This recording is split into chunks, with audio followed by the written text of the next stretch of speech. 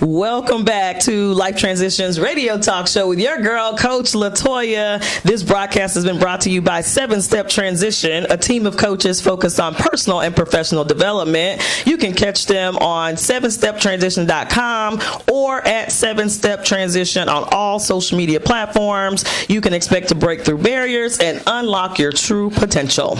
All right, so let's jump back into this conversation with Mr. Rick Lewis. And he left you by saying that he's different, right? He's different from other trainers. He has done some things to set himself apart. So, Rick, why don't you give him just a little bit of like some things that you do? Because I have my own testimony on that part as well. But I want you to share maybe one or two things that you're doing to kind of set yourself apart from other trainers. All right, so business-wise. Well, one thing when I first started, I was like, what can I do to separate myself?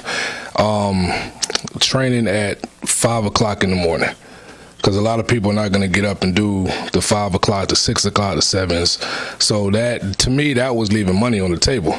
So if y'all don't want it, I'm gonna go get it, because I was already conditioned to be up that time in the morning anyway.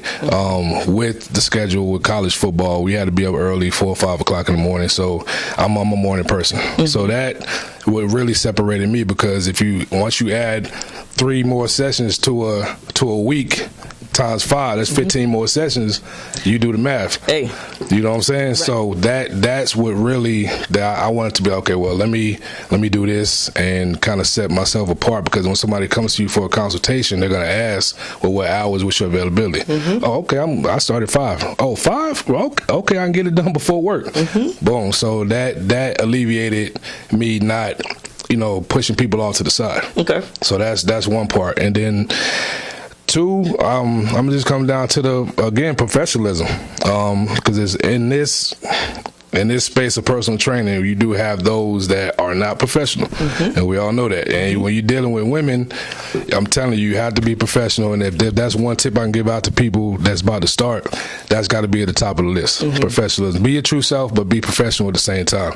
Because one, you're dealing with somebody's spouse, if they're married, you're dealing with their girlfriend or whatever, and you have to handle them as such. To a place where they're so comfortable, where you are big bro. You know what I'm saying? You are that they can talk to you. They do feel comfortable with you. They can tell their husband or their boyfriend about you, and it's no insecurities. Right. And I can talk to your husband or your boyfriend, dap them up, boom, boom, and let them know, I'm getting it right. You know what I'm saying? So, give me some that. You know what I'm saying? I'm getting it right for you. You know what I'm saying? But those 2 things are major for me. Yeah. Most definitely. Okay. So he being real modest, y'all, because I get it. Yes, he does. He is the one that's going to be there 5 in the morning and probably got clients way late at night, and extremely professional, even when we're very upset with him in the workouts, right? But let me tell you also what Rick does is that he pushes you to a point where even when you want to give up, even when you in there crying,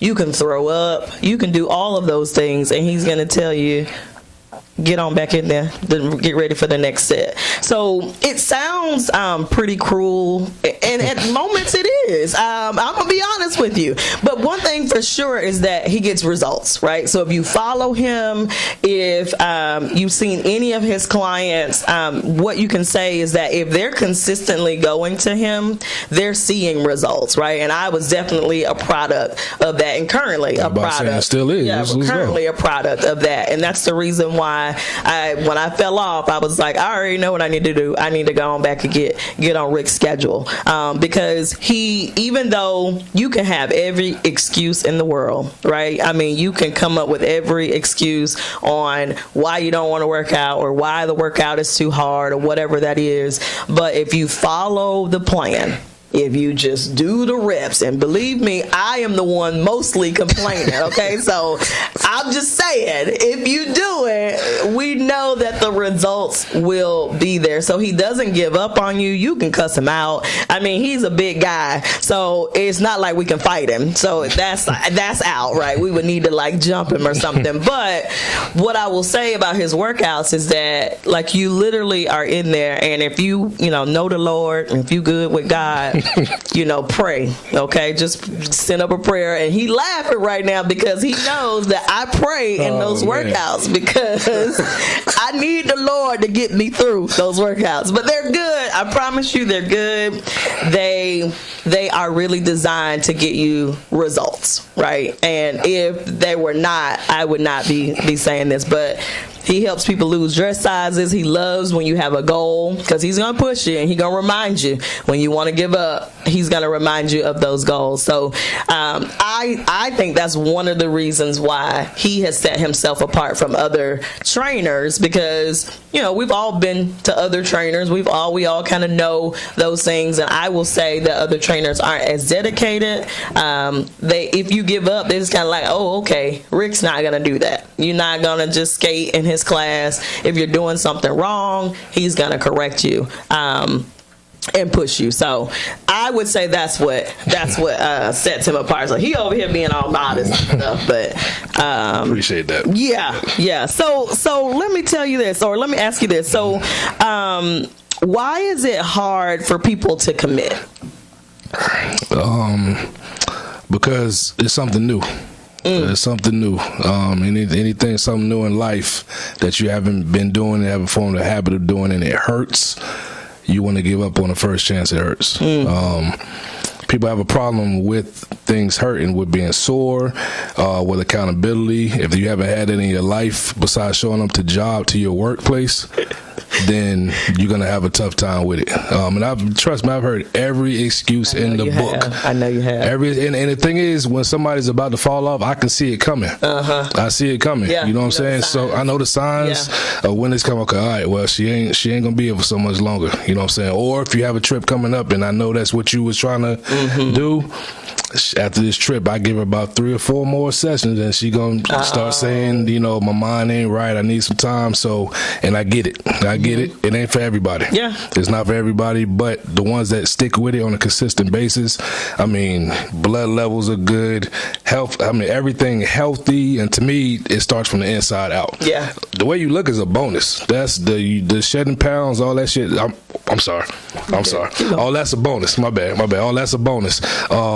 But to me, like, if you stick with it, like I said, then that will be a form of habit. Yeah. So yeah. No, and that's true.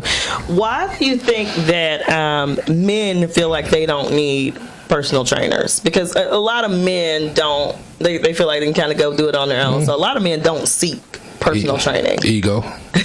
Oh, we just gonna put it out there, huh? Nah, real talk. It's ego. It's ego and it's pride. You have a problem with another man telling you what to do or instructing you or correcting you on what to do, even if that person, that person is physically equipped, certified, and you see it yourself. It's still like, I'm good. I can go do this myself. But the ones that do, the ones that check that ego at the door, the Marquis, the JCs, you know what I'm saying? He's lost 120, 150 pounds. Marquis 100 pounds, and they're doing great. So the ones that do check the ego at the door and be like, you know what, bro, I gave it to you. It's in your hands. Yeah, got me. Yeah, those are the ones. Yeah, JC is a good story.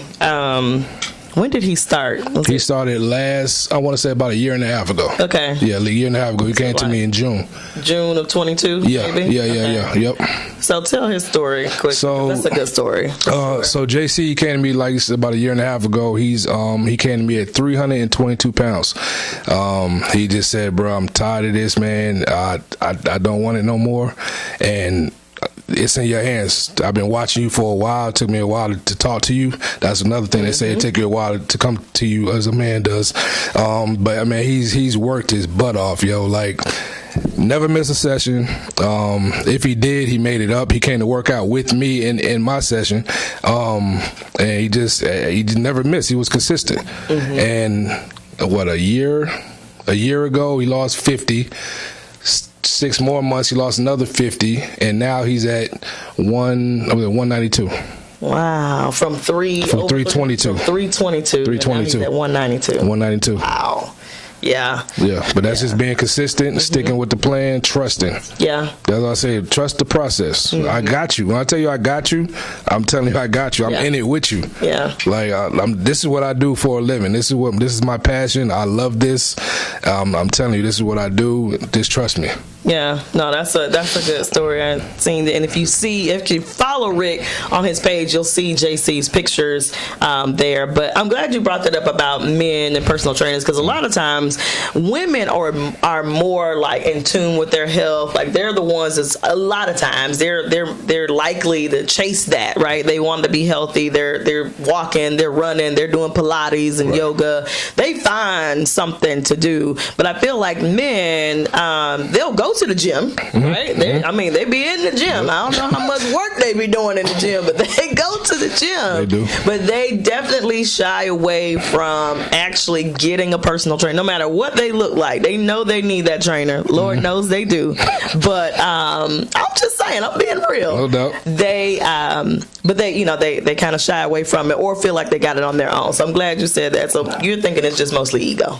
Absolutely. Yeah. Absolutely. Okay. It's ego. You tell me what's you thinking something else other than ego? I don't know. Talk to me. Like what's? I just feel like I guess I just feel like men feel like they already know like what to do. Like most of the time when I talk to guys that are just at the gym, they like, oh yeah, I'm gonna do this, I'm gonna do this. So it's almost like they know what they're. But you know how they know that, or they think they know that because another man who thought they know that is telling them. Okay. Real All talk. right. So so if somebody's doing a set, right, and I know that it's not correct, but if you're an approachable man, I can talk to you. I'll tell you a little tweak to do. Right. So I'll do it. Just do it this way.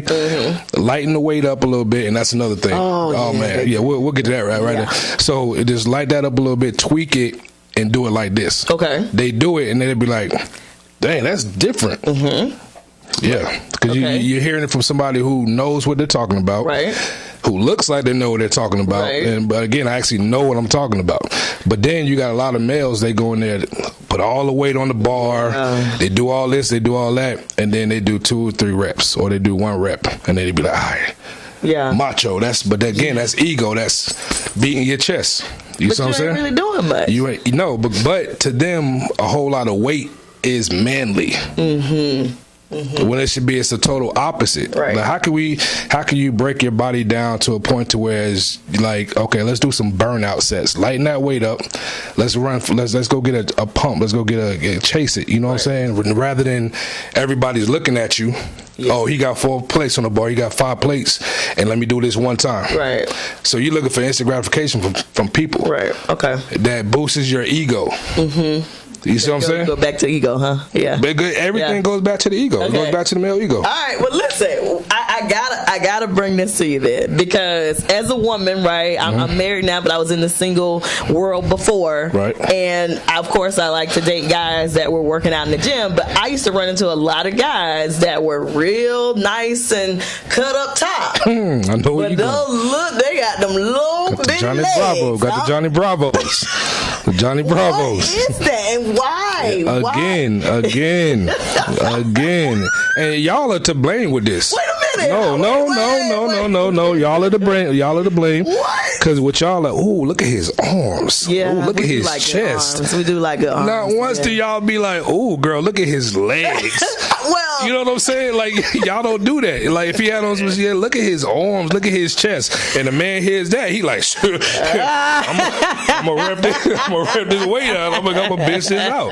Nah, that's why I always try to tell dudes, like, yo, lift legs. Yo, I'm the biggest advocate about legs. Yeah. You gotta lift your legs. The legs are the foundation. Once you lift your legs, everything else comes up. Yeah. Okay. Because the legs are the biggest muscles. They have the most testosterone in those muscles. So you gotta kill them. Okay.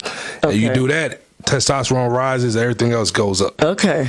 Well, I mean, but it's y'all fault though. It's not our fault. Like we like. But I like legs too. You know. Now you do. Yeah, because you appreciate it. Right. Yeah. Okay. You're right. Now I do. All right. So back then, the arms. Okay. So fellas, let's even it out, fellas. Okay, we're gonna even it out. We're gonna do top and we're gonna do the bottom. Okay. All right. So one question here, and you and I have had this conversation probably for the last years. Let's talk about competitions and bodybuilders and that sort of thing, right? So, give y'all a little backstory. So, maybe it's been 2 or 3 years ago. About 2 years ago. About 2 years ago, Rick and I were having a conversation about bodybuilders, and some of them were like starting to pass away, and it was like happening. I think we were texting each other like every other week. It was like, oh my God, there's another one and another one and another one. So talk to us a little bit about, I know a lot of people do that for the physique, right? A lot of people do that, but for the competitions. But tell us a little bit about the healthiness of that and what it does to your body and that sort of thing. Okay, I mean, of course, with bodybuilding, you get to it. Now, I haven't participated in any bodybuilding. I just applaud the sport, and I love the sport, and what it does for one, for your mental, and two, of course, your body. But then you get to a space to where you have to use those drugs. It is what it is. Like when you're doing that big bodybuilding competition, you have to use those drugs. Now, people are passing out of it because of overuse of it. Oh, okay. Now, when you do it in moderation, because I know plenty of people on it. Okay. You know what I'm saying? When you do it in moderation and microdose and stuff like that, you kind of like you go longer, you live longer, and you're more healthy with it. Okay. Now, the ones that are doing like a lot at one time, but they're trying to get big to win that prize of bodybuilding, to win, because there's so much pressure that those guys go through. Because if you place top three, you only get a certain amount of money. So top 4 through 10, you're not getting no money. Oh, they don't get nothing. I mean, you talking about $500, $600. Oh, wow. Okay. You know what I'm saying? So it's so much pressure with the drugs, and that's why they're overdoing it. Now, they're doing it in moderation is something different. Yeah. And that's why you see so many people dropping, you know what I'm saying, like they're doing, especially when we was texting. It was like you said, it was month after month, women and men. Yeah. Women and men. So that's why I tell people, man, if you're not ready to do it and you're not educated to do it, you need to, and if you want to, you need to find somebody that knows what they're doing, or go to a doctor that knows what they're doing, and then do it, because you're not going to stop anybody from doing it. It is what it is. But if you can do natural, stay natural with it. Yeah, but a lot of times they don't stay natural with it because those aren't the ones winning. Absolutely. Right? I mean, because I know some people that try to do it the natural way, but they never place. Right. So right. And then, like I said, at some point you're doing that and you're in that arena, you're gonna have to. It is what it is, because you can't compete with somebody that's doing it. There's just no way. Yeah. You know what I'm saying? Yeah. There's no way. Understood. Okay, so we're going to take a quick break, y'all. This is a really good, in-depth conversation with Mr. Rick Lewis, Mr. Personal Trainer. We'll be right back.